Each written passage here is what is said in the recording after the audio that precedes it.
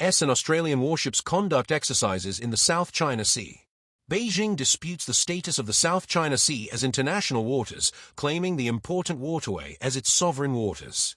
Last week, the USS Dewey, an Arleigh Burke-class guided missile destroyer, and the HMAS Ballarat, an Anzac-class frigate, sailed and trained in the South China Sea. The two warships conducted formation sailing exercises, maritime communications training, and simulated fires exercises.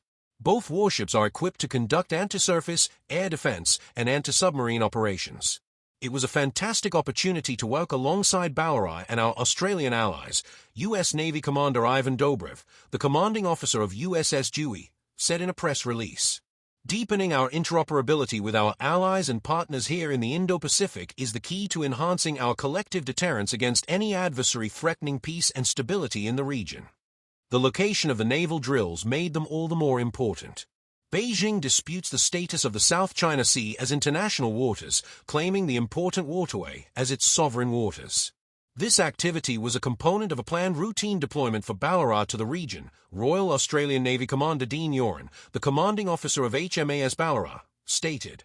This activity is an important demonstration of the resolve that Australia has to supporting an open, stable, and prosperous Indo-Pacific where international law is respected. The Australian Defence Force routinely operates in the region and has done so for decades.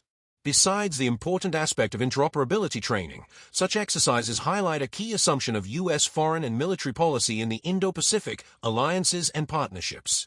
If the intense competition between the United States and China were to come to blows sometime in the future, the U.S. military would need the assistance of its allies and partners in the region. Countries like Australia, Japan, South Korea, New Zealand, Singapore, and the Philippines are important to U.S. strategy.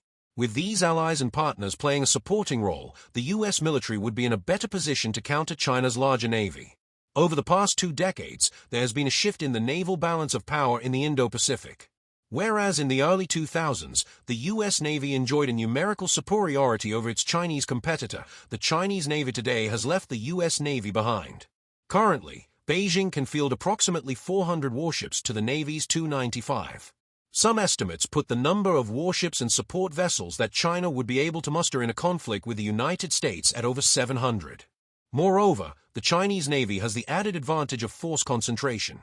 The U.S. Navy is a global power tasked with policing waters, protecting international trade, working with allies, and projecting force around the globe. Its fleet of almost 300 warships has many demands to meet. Conversely, as a regional power and an aspiring global one, China has the luxury of focusing its forces, at least for the time being, in the Indo-Pacific. Thus, the actual numerical discrepancy between the two navies would be even higher in favor of China in a potential future conflict in the Indo-Pacific area of operations.